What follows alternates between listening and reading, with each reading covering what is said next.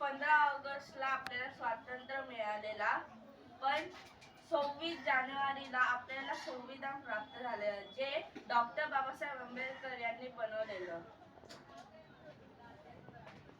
इंग्रजांनी आपल्या भारतावर कब्जा केलेला, त्यानंतर आपल्या नेत्यांनी म्हणजे नेताजी सुभाषचंद्र बोस, महात्मा गांधी यांनी एकेका लढ्या दिला आणि 15 ऑगस्ट रोजी आपल्याला स्वातंत्र्य मिळाला.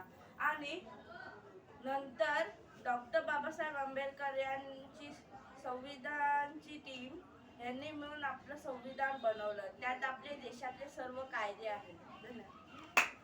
संविधान म्हणजे काय? कॉन्स्टिट्यूशन, इंडियन कॉन्स्टिट्यूशन ना, रूल्स अँड रेग्युलेशन. मस्त बोलला रे मराठी. अर्थान खरंच मराठी